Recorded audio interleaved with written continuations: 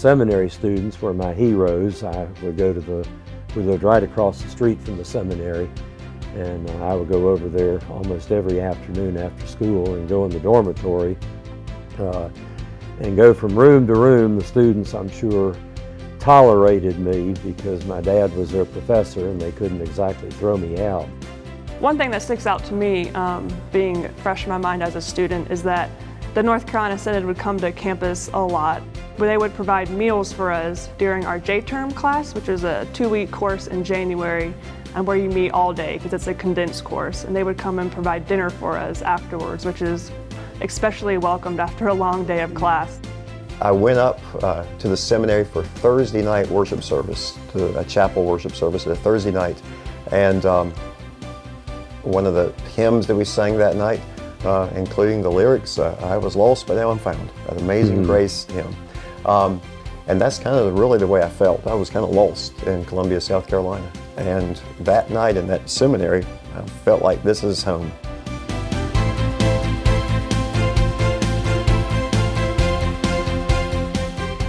A big reason of why I came here was to learn from some of the professors we have here.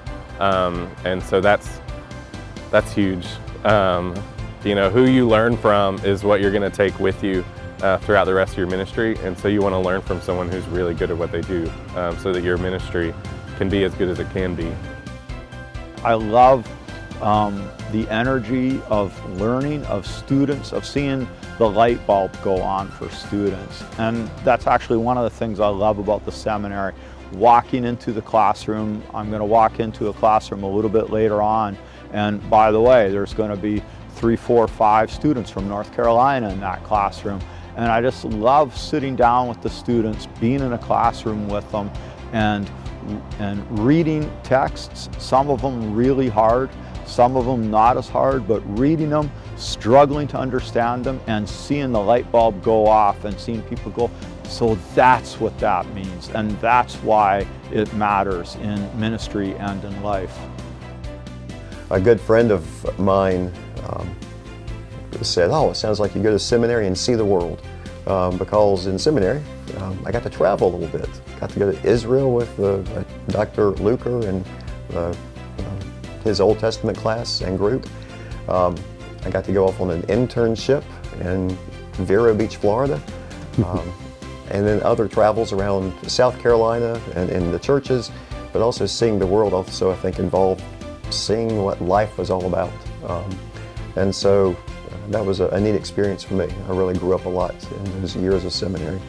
The North Carolina Synod has been a part of our story since high school, through college at Lenore-Rhine, through camp ministry at Camp Agape, through my ministry on Synod Council. And it was good to know that going to seminary didn't mean ending a relationship that had built this call for us in ministry. And North Carolina has the reputation for being the most supportive synod of their candidates. Financial aid is really kind of what gets us through here, and not just me and Grace. It's, you know, most of the families that I know here have a pretty significant financial aid package, and without it, it would just be really hard to do what we're doing here. I'm lucky enough to have a job as a youth minister at a congregation that's very supportive of me in this process, but most students aren't. And so they need any kind of help they can get as future leaders of this church. It's a call that we've all answered, and it's not always an easy one. Any educational institution, a seminary included, is enrollment driven. We need pastors and we need scholarship money in particular, so to take away that huge obstacle for so many people going to seminary, so that if they don't have that to worry about quite as much. And so that scholarship money, you think of the difference that makes over the course of a lifetime of a pastor.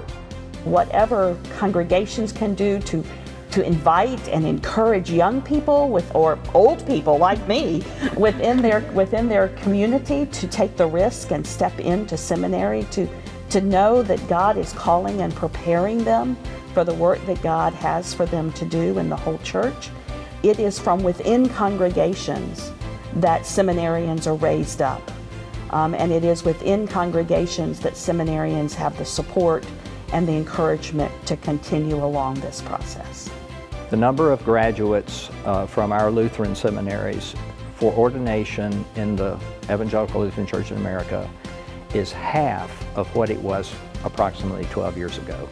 We encourage congregations to specifically support students from their congregations. The seminary already has some endowment funds, but this is a special fund just for North Carolina students. It'll be an endowed scholarship fund to assist North Carolina students who choose Southern Seminary.